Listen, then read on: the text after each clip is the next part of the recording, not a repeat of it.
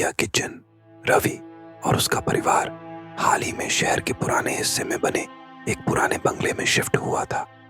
घर काफी बड़ा और खूबसूरत था, लेकिन मोहल्ले के लोग इस घर के बारे में अजीब अजीब बातें करते थे। खासकर किचन के बारे में कहा जाता था कि वहां कुछ अजीब घटनाएं होती हैं। पहले कुछ दिन तो सब ठीक रहा, लेकिन फिर रवि की मां को अजीब अजीब आवाजें सुनाई देने लगीं। रात में किचन से बर्तनों के गिरने की आवाजें आती, मगर जब वे देखने जाती तो सब कुछ सही सलामत मिलता। एक रात जब रवि पानी पीने के लिए किचन में गया तो उसने देखा कि गैस स्टोव अपने आप जल रहा था।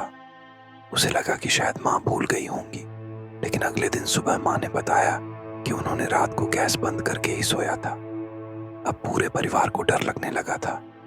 एक रात रवि की छोटी बहन ने चीख मार दी। सब दौड़कर उसके कमरे में पहुंचे तो उसने कांपते हुए बताया कि उसने किचन के दरवाजे पर एक साया देखा था, एक काली परछाई जो धीरे धीरे अंदर जा रही थी। अगले दिन रवि के पिता ने एक पुराने नौकर से इस घर के बारे में पूछा। उसने बताया कि कई साल पहले यहाँ एक रसोइया काम करता था, जिसे घर के मालिक ने चोरी के आरोप में जिंदा जला दिया था। तब से उसकी आत्मा इस किचन में भटकती है और हर रात अपना बदला लेने की कोशिश करती है। यह सुनते ही पूरा परिवार सहम गया। उन्होंने एक तांत्रिक को बुलाया, जिसने किचन में पूजा करवाई।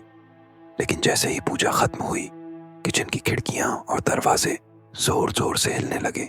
गैस स्टोव अपने आप जल उठा और एक खौफनाक चीख पूरे घर में गूंज उठी। सब भागकर बाहर आ गए। अगली सुबह उन्होंने वह घर छोड़ने का फैसला किया। जाते जाते रवि ने एक आखिरी बार किचन की ओर देखा।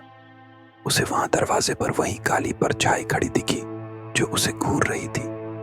उसके बाद किसी ने उस घर में रहने की हिम्मत नहीं की। वह किचन आज भी बंद पड़ा है और रात के समय वहां से अजीब आवाजें आती हैं। क्या तुम उस घर में एक रात बिता सकते हो?